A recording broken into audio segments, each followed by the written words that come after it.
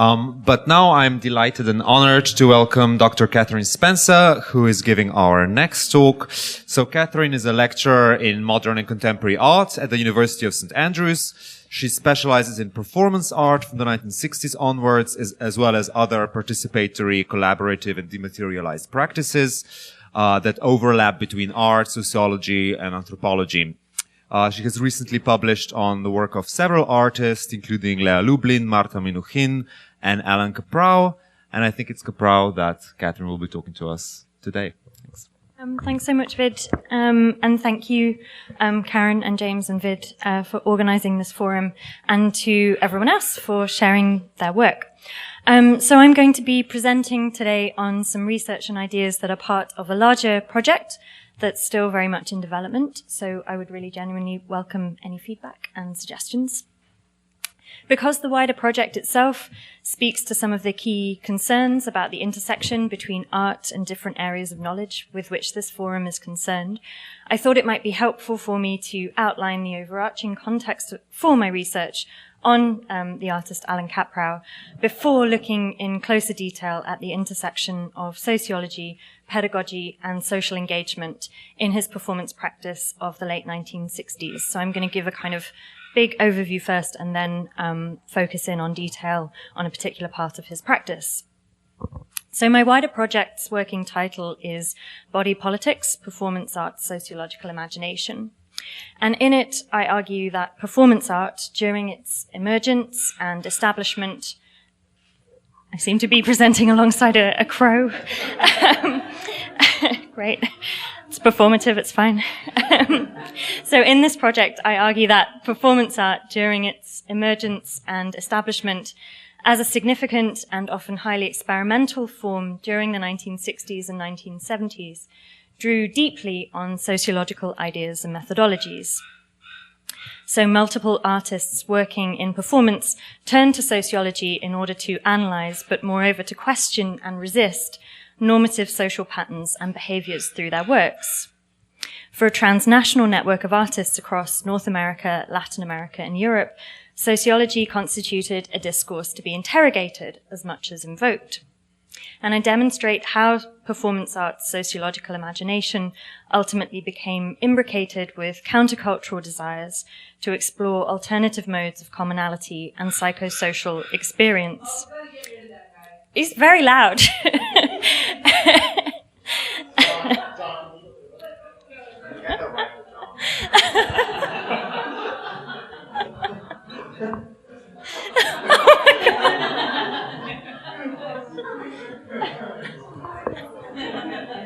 I feel like this is one of those nightmares you have about giving a presentation where you get upstaged by.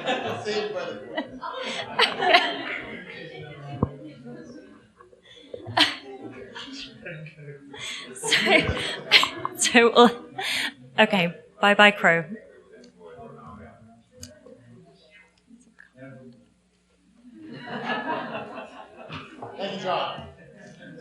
Thank you so much.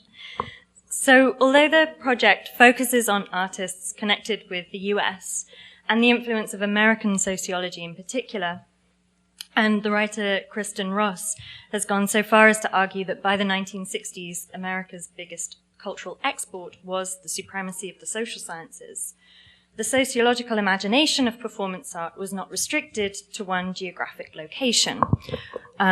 Instead, it was a profoundly transnational phenomenon, one that emerged as a response to the increasingly peripateic nature of artistic practice and the need that performance artists face to collaborate quickly with others to make works in a short period of time.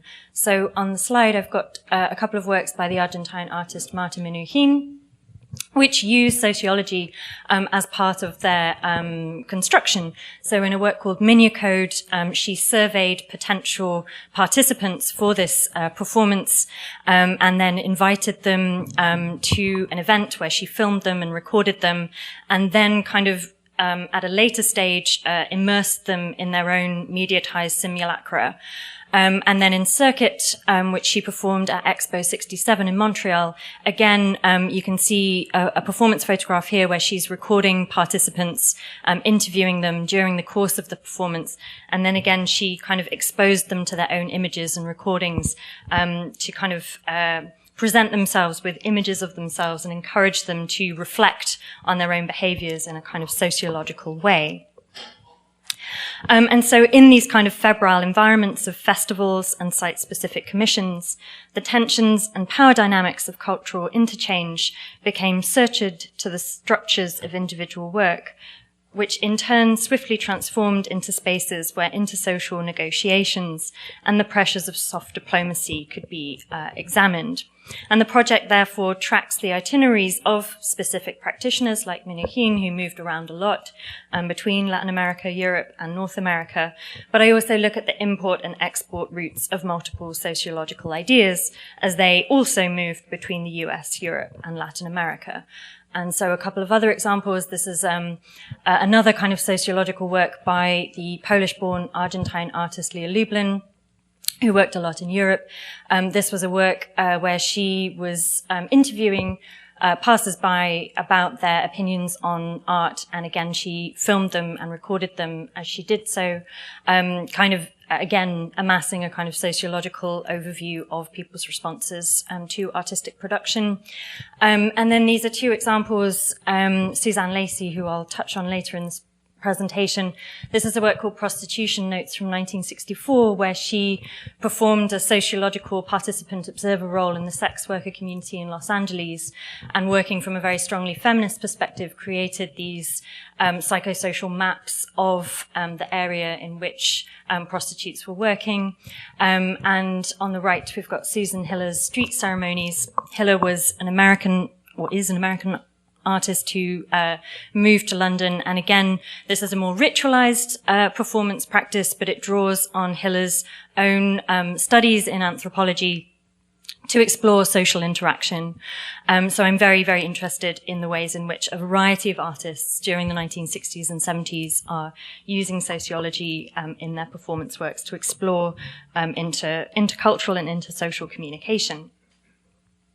So the instance, however, that I'll focus on today, Allan Kaprow's project Other Ways, took place in North America, and that's the context that will remain at the foreground for the rest of this presentation, although elsewhere in the project I look at the distinct inflections of intellectual thought in London, Paris, and Buenos Aires in particular.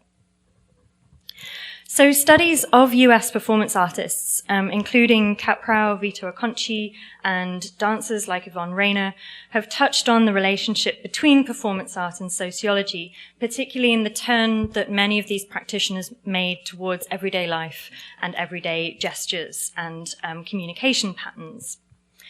And lots of these studies have noted the very pervasive impact of Irving Goffman's best-selling sociological studies of the 1950s and 1960s, notably The Presentation of Self in Everyday Life of 1959.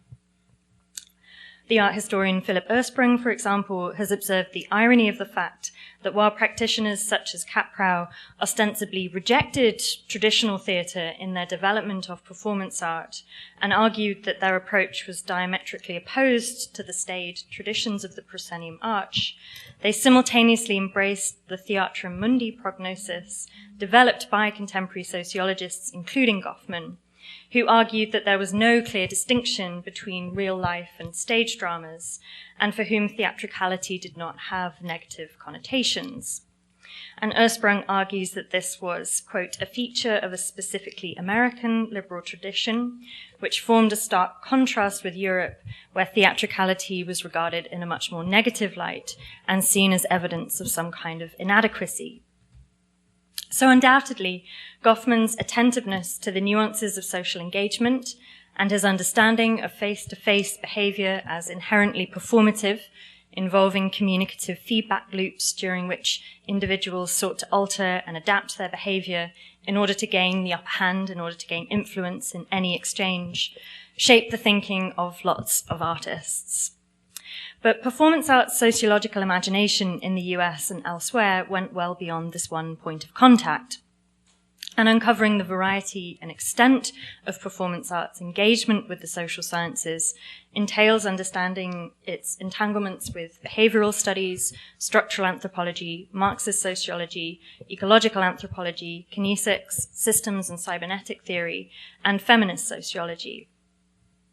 Performance artists did not simply borrow tactics and methodologies from these sociological models. That was undeniably part of what happened during these decades, with artists employing the model of participant observation. In some of the works I've already shown you, hopefully you can get a flavor of that, using questionnaires and surveys like Minuhin, and also using a kind of laboratorial study of face-to-face interaction to structure performances. Yet artists like Kaprow and Minuhin and Lublin also engaged dialogically with the social sciences, aspiring to offer an alternative, even radical form of sociology that departed significantly from established models of social analysis. So they're both inspired by sociology, but they're also seeking to move beyond it and offer some alternatives. And it's because of this that the relationship between these artists and sociology can be understood using the umbrella term that I've borrowed for the project from the sociologist C. Wright Mills. So in his book, The Sociological Imagination, Mills defined this modality as the ability to connect individual psychology and by extension subjectivity with wider macrocosmic social shifts. So he writes that the sociological imagination is the capacity to shift from one perspective to another, from the political to the psychological, from examination of a single family to comparative assessment of the national budgets of the world. It is the capacity to range from the most impersonal and remote transformations to the most intimate features of the self, and to see the relations between the two. So Mills's vision of the microcosmic and the macrocosmic as fundamentally interlinked resonates very strongly with the laboratory mode of participatory performance art that evolved during the subsequent 2 decades, whereby practitioners would bring participants together according to a model that treated them as a kind of control group, which would generate data that could then be extrapolated outwards to address wider social issues. And this would become an increasingly important aspect of Allan Kaprow's work during the late 1960s and throughout the 70s into the 80s and 90s. So Mills, moreover, was executing quite a strong critique in this book of what he saw as sociology's failure after the Second World War to live up to its promise and to grapple with big societal issues. And he said that instead it had succumbed to an enervating bureaucratic ethos. So during the war, sociology enjoyed a huge rise in prestige in the US due to its centrality in various government programs. And as David Haney observes in his 2008 history, The Americanization of Social Science, by 1945, quote, sociological researchers' participation in the New Deal and in the development and implementation of war-related programs in particular had provided a powerful impetus for its professional legitimation within the academic mainstream. And for many sociologists, the way to capitalize on sociology's implementation in the war effort was to transform the discipline into a science and to agree objective modes for social study. Now, Mills was not the only commentator to be troubled by this and to rail against sociology's attempts to kind of reach this scientific status, particularly in relationship to the use of quantitative analysis and statistics. So we see this in the kind of contemporary commentaries of the time. So in a rather angrily titled 1956 book by someone called Pitram Sorokin, Fads and Foibles in Modern Sociology and Related Sciences, he writes a chapter on what he saw as the menace of quantaphrenia, and he rails against the obsession with numbers and statistics in the psychosocial sciences. And another contemporary publication by Lauren Barretts from 1965 wears its fears about the ends to which quantitative analysis was being used on its sleeve. So it's called The Servants of Power, A History of the Use of Social Science in American Industry. And it makes no bones about its quite hyperbolic argument that by the mid-1960s, professional sociology had signed a Faustian pact with the devil and sold its soul to the Cold War technocracy. At the same time, the number of students studying sociology at university during the 1950s and 60s rose dramatically, while popular sociology enjoyed a boom fueled by the paperback revolution. So both Mills and Goffman, together with other writers such as David Reisman, Daniel Bell, William H. White, Vance Packard, and Daniel Borstein, enjoyed strong sales and were genuinely widely read.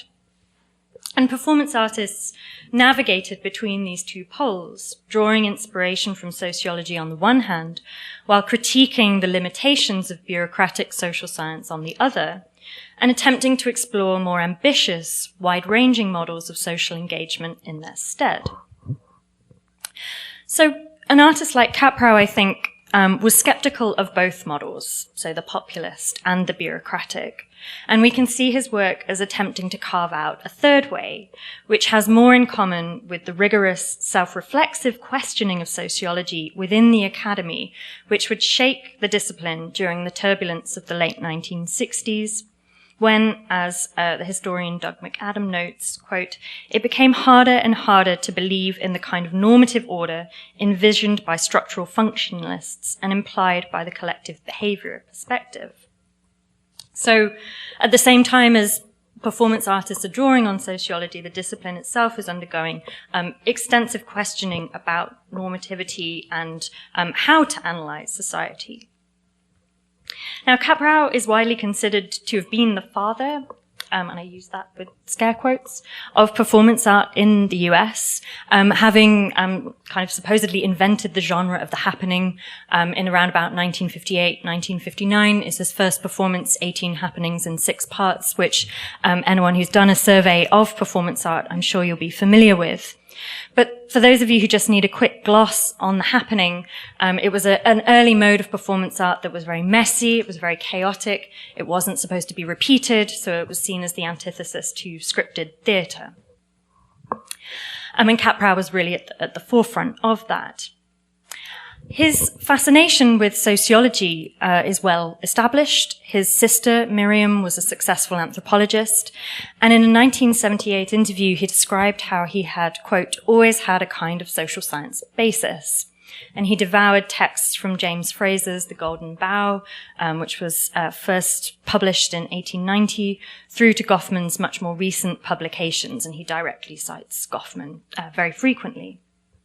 And Judith Rodenbeck has also noted in her important study of Kaprow and the Happening that he was very engaged with kinesics and with the work of Raymond Birdwhistle in particular, and with the minutiae of body language recorded on camera, and again, this kind of interpersonal face-to-face communication, and in the kind of the physical giveaways that went beyond verbalized communication. I'm very interested in body language and expression through physical tics and kind of giveaway signs that may not even be intentionally controlled. I'm just showing on the slide here an image from a book that Kaprow contributed to in 1970 called The Changing World and Man, The Cultural and Social Environment of Man and Significance for His Biological Performance. And Kaprow contributes an essay to this book on environments and happenings. And the rest of the book is contributions by anthropologists and sociologists.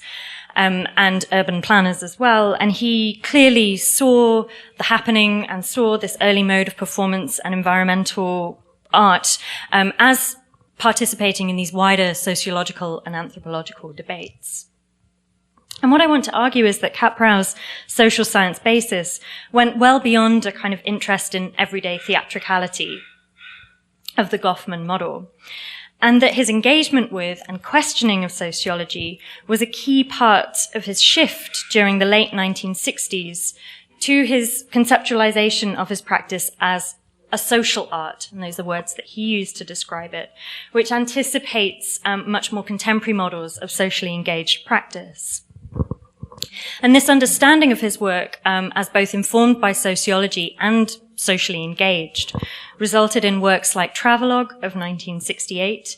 And this was a late happening where Kaprow gathered a group of students in New Jersey to conduct a sociological investigation of gas stations So they went around anonymously and interviewed and filmed gas station attendants in order to create a picture of their changing work culture at this particular point in time.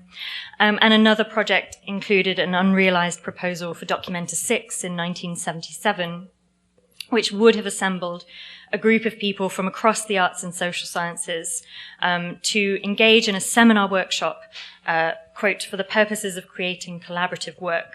And this proposal remained rather vague, which I think is why Documenta didn't take it up. But it's a really interesting early example of a kind of overlap between social art practice and actually sociology.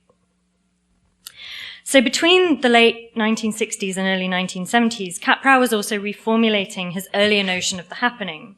So from being a rather chaotic and messy form concerned with chance and play, it started to become more kind of crystallized and streamlined.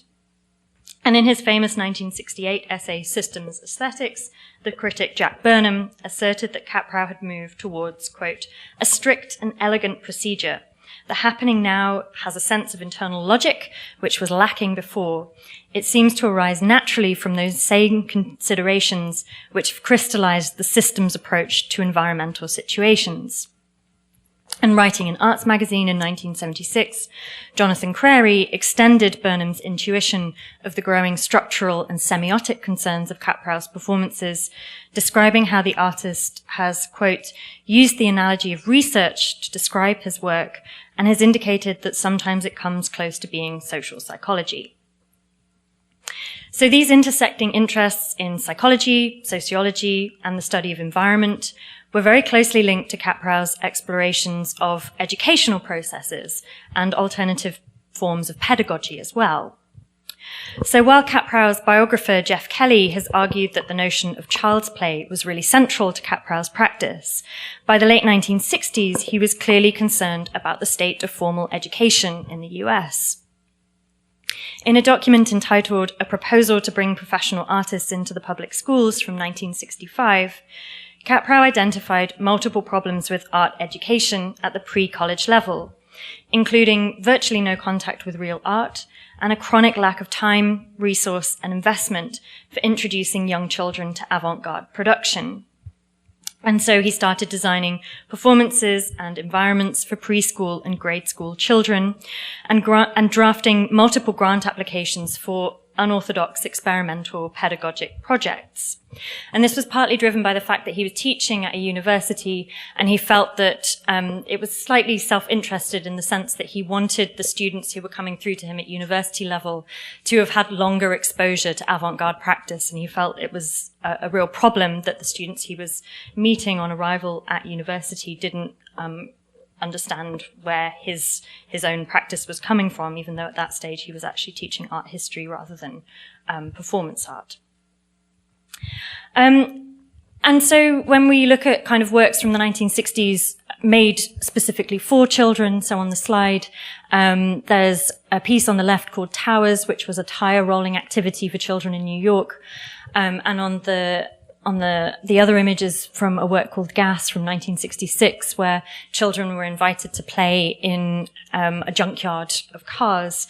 While undeniably encouraging play, I think this work is not simply eulogizing interaction between children, but is rather starting to analyze play from a sociological perspective with a view to improving and diversifying educational offerings. And we see the culmination of this in a initiative called Project Other Ways, which was the result of all this kind of grant application writing that Kaprow had been doing for alternative education programs. And in the late 60s, he received a $68,000 grant from the Carnegie Foundation for a program to introduce artists into schools. However, the State University of New York at Stony Brook, where Kaprow was then teaching, refused to administer this grant. And in searching out for alternative partners, Kaprow encountered the educator Herbert Koll, who had been devising experimental programs in the Department of English at the University of California in Berkeley. And together, they secured involvement from the Berkeley Unified School District, and Project Other Ways began operation in the Bay Area from September 1968. Kaprow and Cole ran this project, which took place over 2 years between 68 and, as you can see on the slide here, this is a report from the second year of the project from 69 to 70. They ran the project out of a disused Berkeley storefront, creating a liminal, informal space which occupied a zone between the classroom, a field outpost, a gallery, a studio, a local store, and a drop-in community center. And this public space really ignited local interest in the project, forming a focal point for their activities. And by December of that year, Kaprow reported that this storefront had become, quote, the scene for scores of kids, teachers, and school administrators. It is conducted as an open house, a constantly changing environment of junk constructions, posters, and graffiti walls, and a seminar workshop office all at once. And this graffiti wall, which you can see images of in the slide, really embodied the initiative's experimental attitude towards education. So students were invited to take up pens, pencils, and collage materials and draw and add text over the wall to create this immersive educational environment. Kaprow described Project Otherways as a culmination of multiple arts education experiments with children that by this point had been occupying him for well over 4 years. Cole, meanwhile, had received a PhD in philosophy from Harvard, and while he was transforming his thesis into a trade paperback, which was published in 1965 as The Age of Complexity, he worked as a teacher. And he found that the experience he had of teaching was an extremely negative one. He was working in a school in Harlem where a predominantly white staff taught a student body of mainly African American and Latino students, and he felt that the treatment of the pupils reflected ingrained institutional racism and effective segregation. And dismayed by his role as a white teacher in this system of repression, in 1967, Cole published 36 Children, a book which proposed a solution to this system of rampant inequality that began with rethinking the power relationship between teacher and student. So this is Cole. He says, there must be enough free time and activity for the teacher to discover the children's human preferences. Observing children at play and mischief is an invaluable source of knowledge about them, about leaders and groups, fear, courage, warmth, and isolation. And that resonates really strongly with Kaprow's interest in child's play and in education. And so for both of them, Project Otherways offered a chance to workshop new forms of creative education while deconstructing the social politics of contemporary pedagogy. And this kind of thinking, this is just an image, the kind of other work that Cole was doing. He was very, very interested in enabling kind of an immediacy of expression among the children that he was teaching. So this is an exploration of children's writing that he prepared. This is a pamphlet that I think Cole and Kaprow must have designed together, although it's hard to tell authorship with some of these documents. And it's a pamphlet produced under the Project Ways imprimatur, which shows images of serried prison-like desk formations under this heading, Trapped, with photographs of children down in the bottom right. This is on the reverse of the pamphlet, where they've abandoned their tables and they're sitting on the floor and they're happily engaged in writing and drawing. Suppose, the text reads, your classroom could move throughout the community. In his 1963 book, Culture Against Man, the anthropologist Jules Henry had portrayed the American school system as a repressive environment that stymied creativity. His chapter, Golden Rule Days, American Classrooms, brings together studies of multiple classroom situations and opens with the bold statement that school is an institution for drilling children in cultural orientations. Elsewhere, he asserted, we cannot give young people an intelligible education for leisure, how to use leisure in an intellectual and aesthetic way. And again, I think that chimes really strongly with Kaprow's attempts to explore leisure from this intellectual and aesthetic perspective. And this interest in deconstructing the classroom coheres very strongly with other models of alternative education that were making their way into the US during the late 1960s and early 70s. from Ivan Illich's conviction that society needed to be deschooled, to Paulo Freire's conviction in Pedagogy of the Oppressed that the student-teacher relationship needed to be decolonized, that it should be dialogical and problem-posing rather than simply seeking to transfer information. And it's these kinds of utopian aspirations that really come through in the documentation produced through Project Otherways. So this is a kind of collaborative pamphlet which I think brings together ideas and inspirations relating to the activities that Kaprow and Coll were pursuing in Berkeley. These are another couple of examples of things produced in relation to the project. On the right, there's the cover of a book by the poet Victor Cruz, who was involved in the open poetry movement, poetry in New York schools in the 70s. Kaprow's most sustained contribution to this project was a suite of performances entitled 6 Ordinary Happenings, which he executed with kind of teachers and school children and anyone who wanted to come and join Project Otherways in the spring of 1969 across Berkeley. And I'll just focus in on one of these works called Giveaway. This was from May 1969. And this was a work in which attendees were invited to explore the social and psychological dynamics of gift giving. So the score reads, stacks of dishes left on street corners, photographed, next day photographed. And the documentation from this performance reveals votive still lifes clustered on sun-bleached pavements, balanced on benches, spilling across parking lots, and secreted inside telephone booths. This is my favorite. They echo a range of art historical precedents, from Giorgio Morandi to Daniel Sparre, except that here the plates and cutlery can be moved around and used.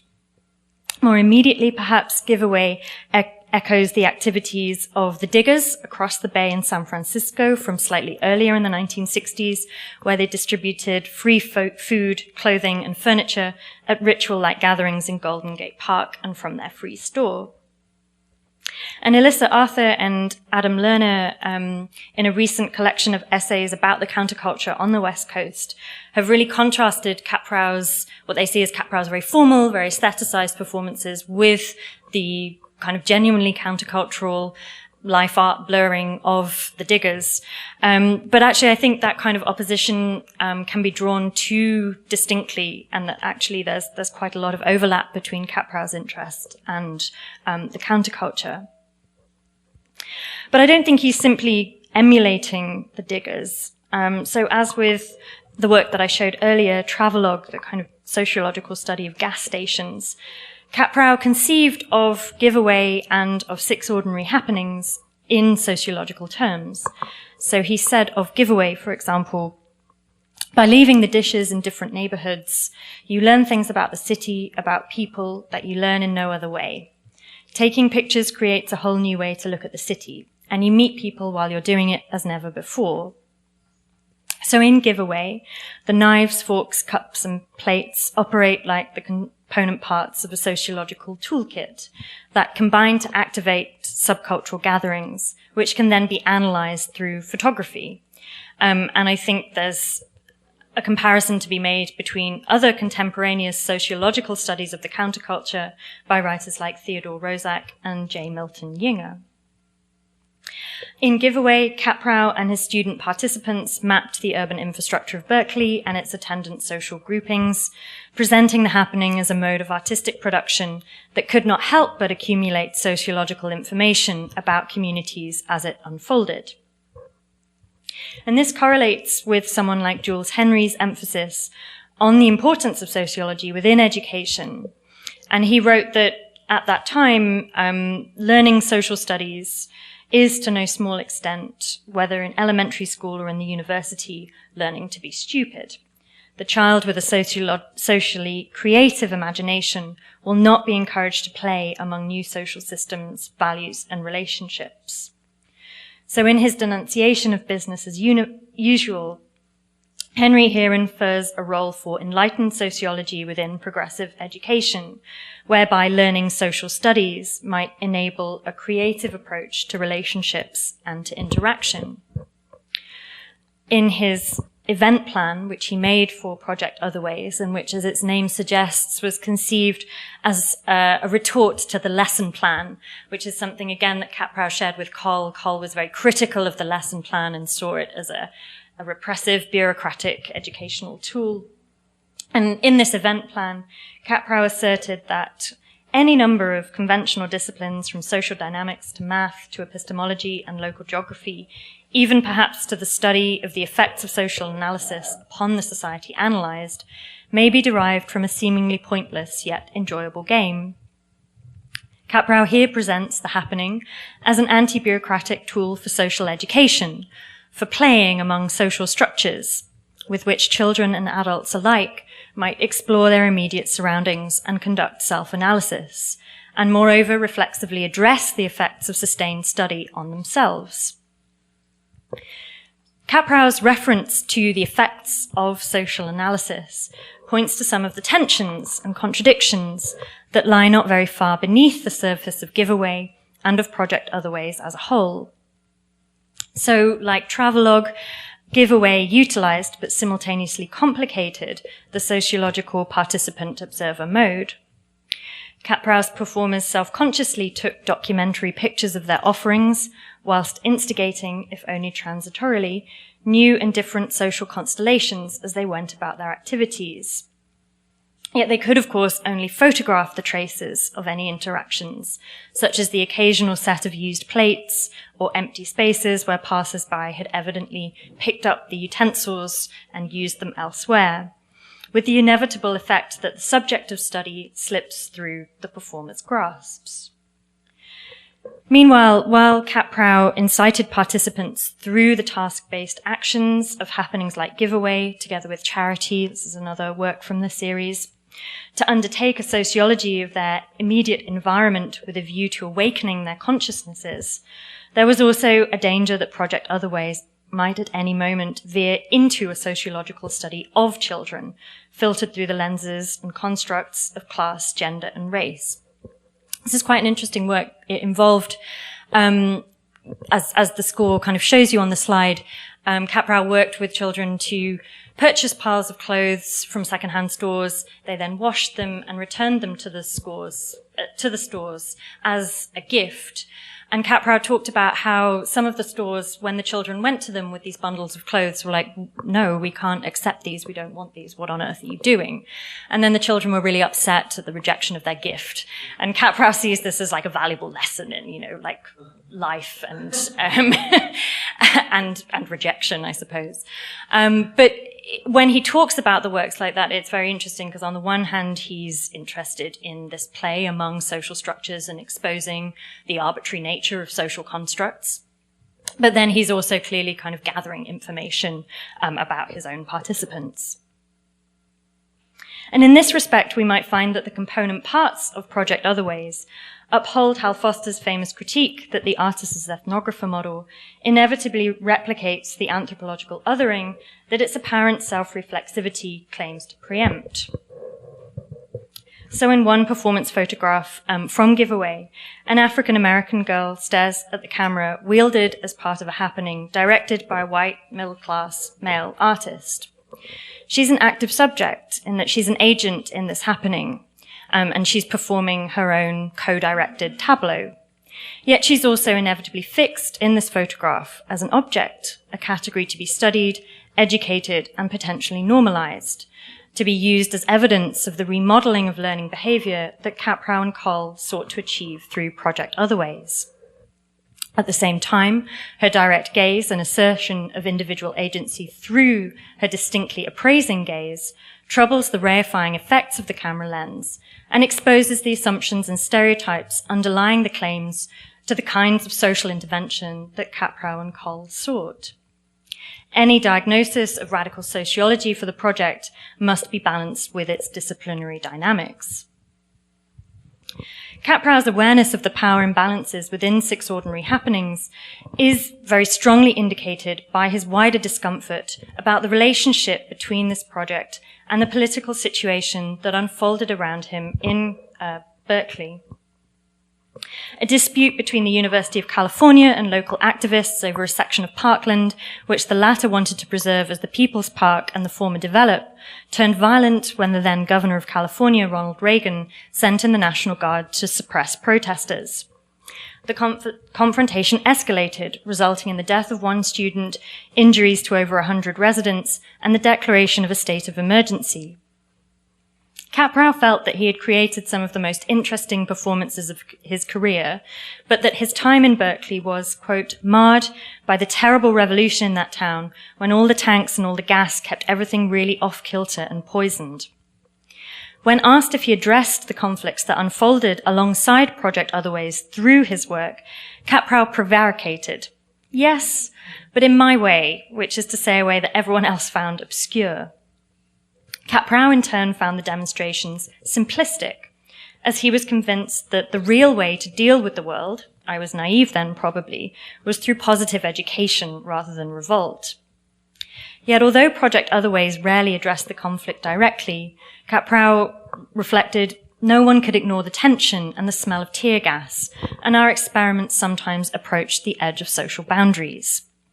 And I also can't help but wonder if Kaprow had come to see himself as part of the problem rather than the solution.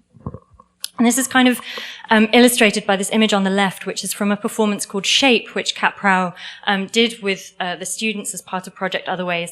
And for this work, they lay in the streets and painted around each other to create these silhouettes on the ground. And this happened before things really escalated in Berkeley. But there's an image here with a police car in the background, and the shapes that are created through the work are like these chalk crime scene outlines in a kind of public space which is very contested at this moment in time. And it's very hard not to read that work in relationship to this socio-political context, however much Kaprow himself prevaricated around it. So Kaprow did not continue to work on Project Otherways beyond 1969 for a number of reasons, not least an epic falling out with Col, which got quite ugly. But his anxiety around the project can also be linked to the destabilizing vista onto which it opened. The performances for 6 Ordinary Happenings saw participants lay claim to public space in an environment where the very notion of shared discourse was highly contested. That contestation may have focused on the People's Park, but it was connected to the civil rights protests and anti-war manifestations that proliferated across the US and Europe during the late 1960s and to the emerging women's liberation movement. The desire to foreground what Jules Henry referred to as social learning in his work meant necessarily addressing inequalities, particularly those constructed around race, class, and gender, and in so doing acknowledging the inevitable implication and involvement of any given subject within them. Kaprow evidently had not managed to solve the problem that he meditated on during the aftermath of his earlier sociological performance piece, Travelogue.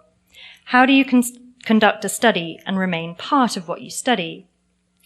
Here, the age-old paradox of the participant observer comes to assume different political connotations of solidarity, allegiance, and engagement. For all the experimental nature of this program, it was ultimately delivered in conjunction with the Berkeley Unified School District and remained part of the very system Kaprow and Col were attempting to fight. I'm not entirely convinced by arguments that imply Kaprow was scared by the radicality of his project. He might equally be said to have realized that it was not radical enough. And this reading of Project Otherways as an early but ultimately failed attempt at social art practice has inevitably been shaped through its historicization within texts about contemporary social art practice. So in the early 1990s, Kaprow was involved with Suzanne Lacey, a performance artist who studied with Kaprow at CalArts in Los Angeles in the early 1970s. He became involved with her Mapping the Terrain project, which eventually resulted in a book of the same name, published in 1995, which attempted to give shape and definition to what Lacey identified as new genre public art, and is now seen as one of the first kind of edited volumes to think about socially engaged practice, or what we now call socially engaged art, socially engaged practice. And that's the essay that you guys have read. And Kaprow is undeniably ambivalent about Project Other Ways in that book, but it's an essay that's written with the benefit of several decades hindsight. And he states, for example, that the essay is the first time that the project has ever been discussed in public, but actually that's not the case. Documentation relating to 6 Ordinary Happenings circulated throughout a number of publications and exhibitions that he worked on between 1968 and 1971. So I think he was really engaged with this project at the time, and he did see it as having potential and meaning. And I think the later essay is ambivalent because it's written so much later. Lacey herself has always stressed the role played by Kaprow's performances in the development of socially engaged art, recounting how when she was studying with Kaprow at CalArts, quote, ideas were fluid and interchangeably authored among performance artists, conceptualists, feminists, Marxists, and artists of color, messy and intertwined, and Allan Kaprow was in the middle of it all, playing an important but as yet uninvestigated role in the development of what would later be a performance-based public art practice. Kaprow was negotiating this move to California while he was engaged with Project Other Ways, and the experience therefore marks a really significant transition point in his practice and outlook. And it's hardly, I think, as Tom Finkelpearl has written in a recent overview of social art practice, an uncharacteristic endeavor within the context of his work. I think actually it's fundamental to his practice. And I think it's particularly important to consider this in relationship to that context that Lacey is talking about. So when Kaprow moves to Los Angeles, he encounters feminism in a significant way through figures like Judy Chicago and through his own students like Lacey.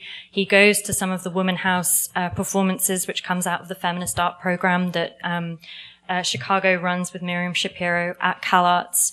And he kind of takes consciousness raising from feminism and starts to incorporate it into his performance in a way that's quite problematic.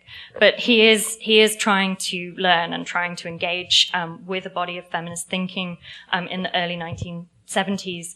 And it has a fundamental way on the way in which he conceives his practice and his understanding of its social engagement. So Kaprow's step back from Project Other Ways has been understood as a retreat, but it might equally be seen as a strategic recognition that the power imbalances of observer and observed that were really fundamental to the sociological imagination of his work. His interest in social psychology by no means waned after Project Other Ways. This is a work called Comfort Zones from 1975, where he's really explicitly interested in the nuances of interpersonal communication. But it assumed these different, less overtly interventionist forms. But in its focus on individual and group psychology, this later work can be seen to have just as ambitious aims when contrasted with the methods of traditional sociology. So Project Other Ways and 6 Ordinary Happenings may not have been successful for long, but it did achieve a highly experimental fusion of performance art, alternative pedagogy, and adapted sociology, resulting in a hybrid form of interdisciplinary working that sought both to study and more ambitiously to remake social relations.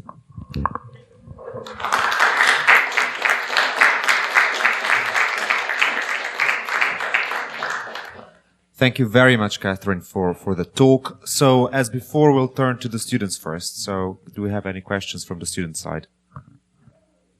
Oh, Marlo, yes.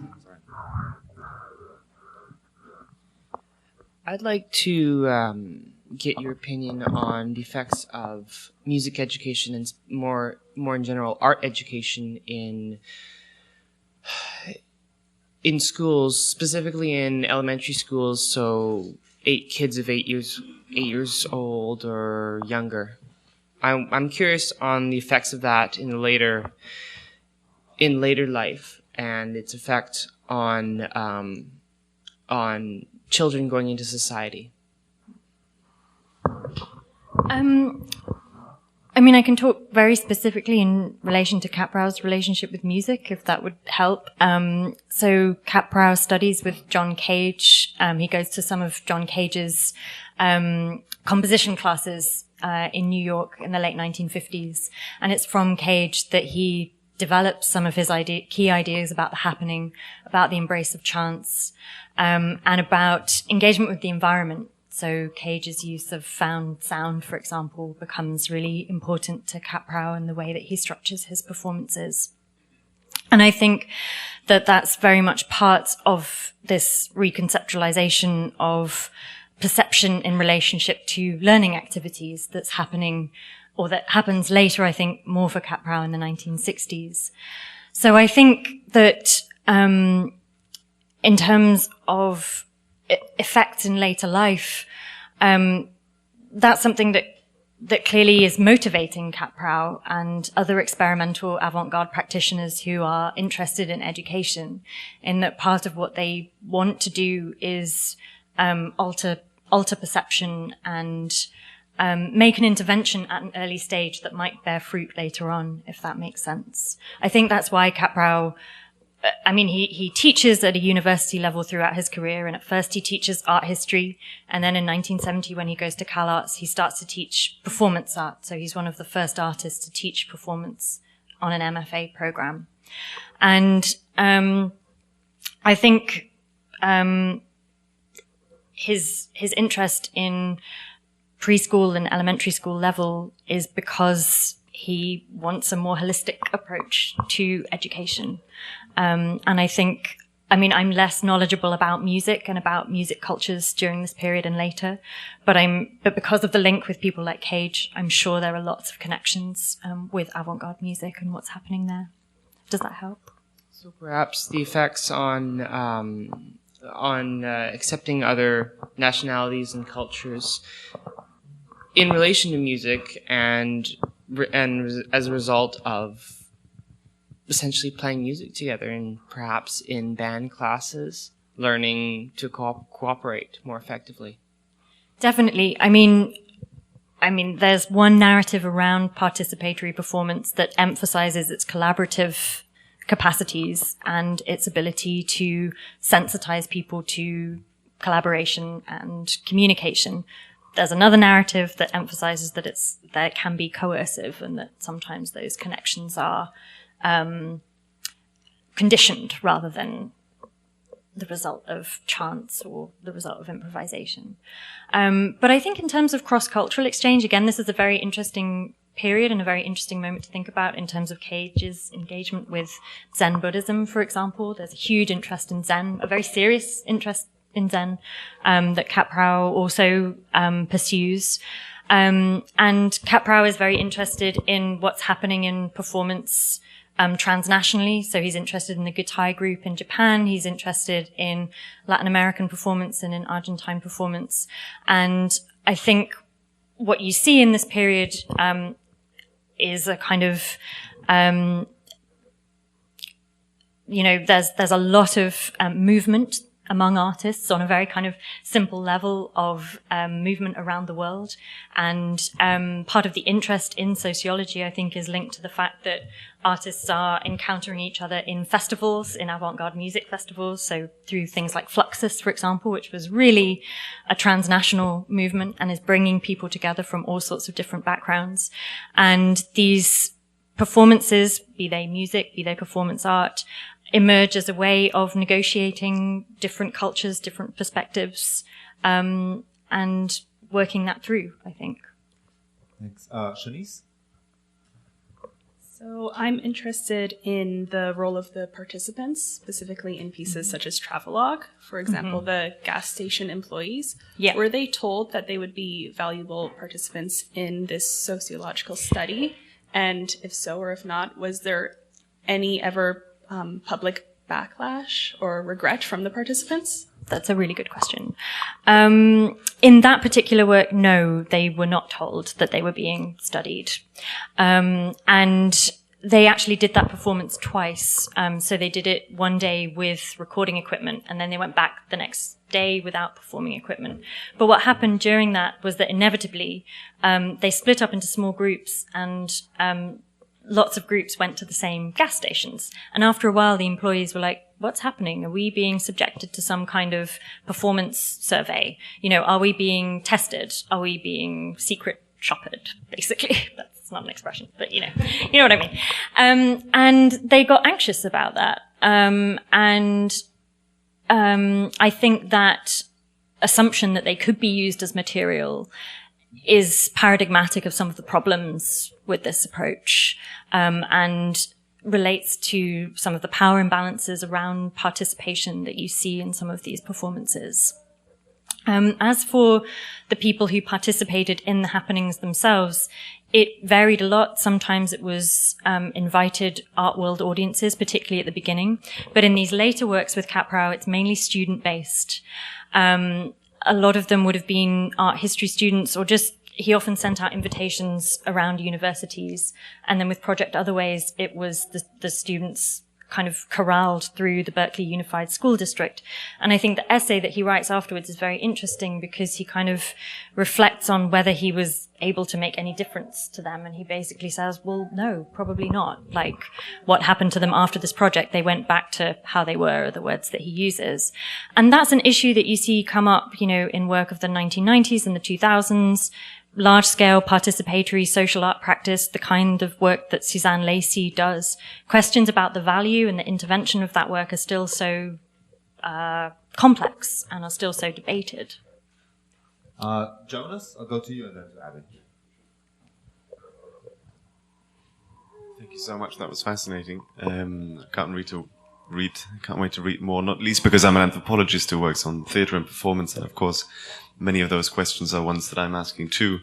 I'll ask a couple of questions of which you can really just pick whichever one you like, and then respond to that, or just treat all of them as comments. I suppose one of the main questions I have is just about the slippage of particular terminologies. So you began by speaking about the sociological imagination, but you also spoke about fieldwork, participant observation, ethnographic research, about anthropology. Quite a few of them were trained as anthropologists, you were saying. So I suppose some of the distinctions there I'd be curious about, just what in your view is actually different between, say, a sociological field study and an ethnographic study, or whether there is one that you're making. Another one that that I sort of thought was noteworthy about some of these projects is it seems to me that one of the reasons for the collusion between sociological studies at the time and performance art, especially around some of these issues of class, race, etc., was exactly the fact that these two fields were interested in those kinds of questions. So I wonder whether there are particular, reasons that brought these fields together at that time in these places that had to do with the concern for questions, as I said, of class, gender, race in particular, because it's noticeable that these projects all tackle similar and related issues. And the third is just really a comment. There's a beautiful book by Roger Sansi, which I think I may have mentioned yesterday, I can't remember, which is called Art, Anthropology and the Gift. And it tries to trace from an anthropological point of view the ways in which especially relational artists from the 19 onwards, who of course are building on many of these traditions, have been dealing with anthropological notions of gift-giving, exchange that go back to Marcel Mauss and other people. So I thought that was just very interesting and a compliment to this. That sounds great. Thank you. I'm also very interested, I think, in that relationship, in the sense that Lacey cites Kaprow as a kind of starting point for socially engaged and also weirdly feminist art practice in a certain extent. But in a way that's still a kind of missing link that hasn't been fully explored. And that's partly what I'm seeking to do with this project. In terms of, sorry, Vid, I'm going to try and answer them both, but quickly.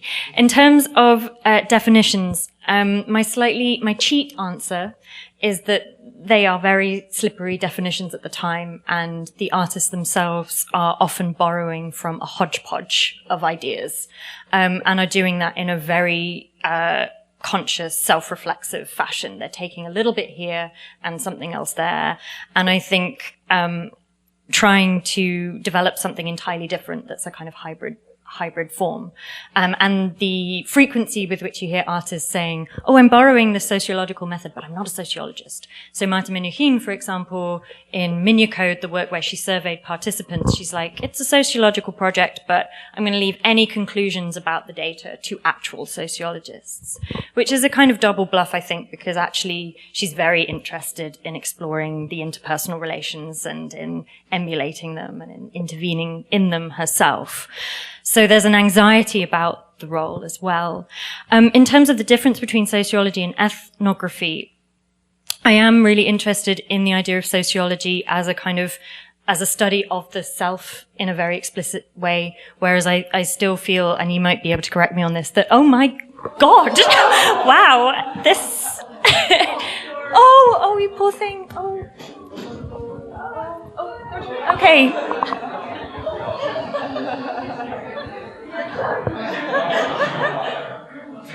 Well, this will be memorable. More ways than one.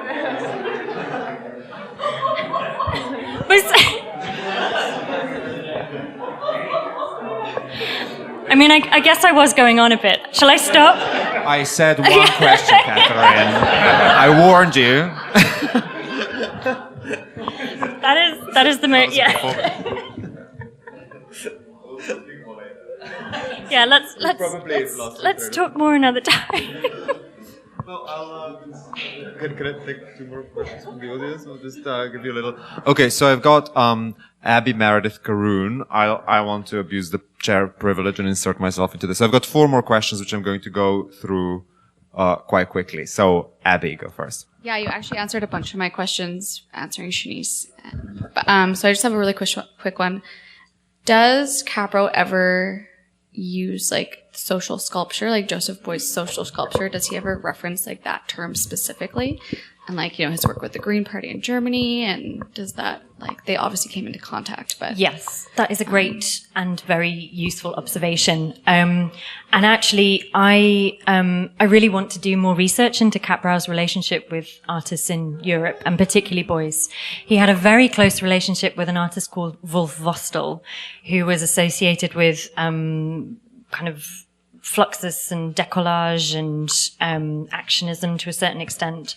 He definitely knew about Beuys, and that Documenta project from 1977 where he was like, I want to do sociology of Documenta, which actually is the kind of thing that like is happening now with the current Documenta in Athens. There's a group called the thing is called Learning from Athens, but there's a group of anthropologists and sociologists who have attached themselves to Documenta in order to study it.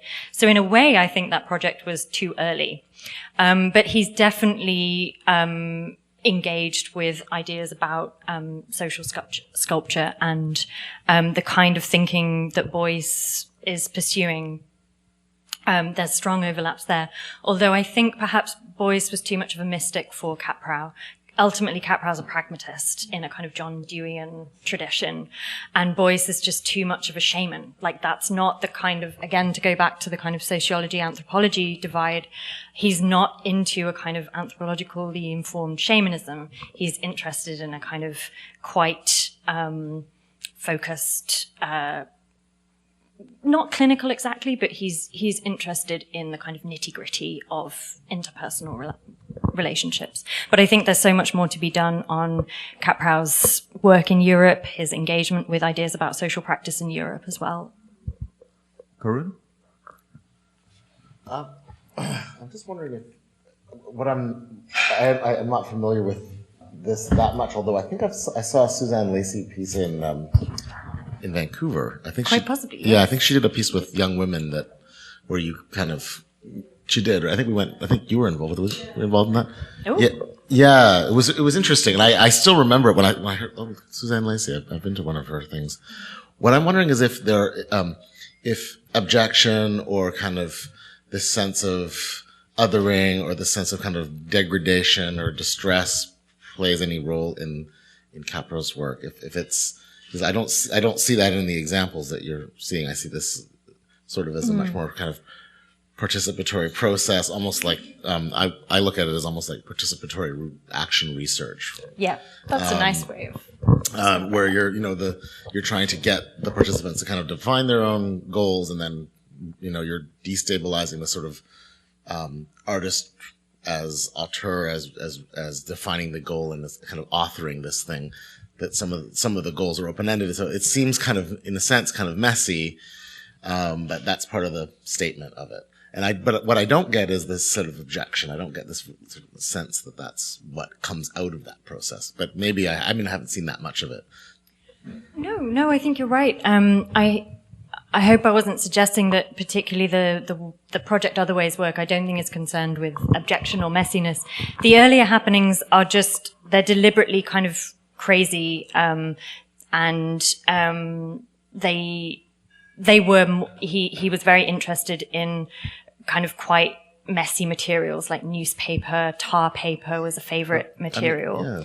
But I think what's interesting is that in the later work, in the late 1960s, early 70s, Kaprow has tried to move towards this more crystalline form that Jack Burnham refers to, and a more kind of scientific term. I think your phrase participatory action research is exactly right. But actually he can't always, I think what he's trying to do is avoid the messiness around Project Other Ways and avoid the politics of it. But through the interactions that he has with other artists like Lacey, he kind of has to engage with that. So there's a very telling anecdote from when Kaprow moves over to the West Coast, and he's giving a talk to a group of other performance artists, which includes artists who have been kind of energized by the women's liberation movement. And he's talking about the use of an everyday activity like sweeping in his work, which he says is kind of paradigmatic of an everyday, repetitive, kind of unthinking activity that attunes you with everyday life and is very reflective. And at that point, Faith Wilding, an artist who's involved with Woman House, stood up and said, it's only a kind of aesthetic activity if you're a guy. If you're a woman, it's gendered, it's socially reproductive labor, it's connected to the home, it's connected to, a kind of quite repressive set of social power structures. And I think Kaprow is faced with that aspect of his work, that on the one hand, he wants to have quite aestheticized, for a performance artist, his work is incredibly aesthetic, actually. It's incredibly concerned with formal aspects. And he gets questioned about that by people like Lacey, by people like Faith Wilding. And so he can't have it both ways, I think. He can't disentangle a work that one moment he understands as social, and then the next moment he tries to put up a barrier between it and society. And I think what I'm interested in is where that breaks down in his work. And for me, Project Other Ways is one of the moments where it's more ambiguous and complex than he would like it to be. Meredith.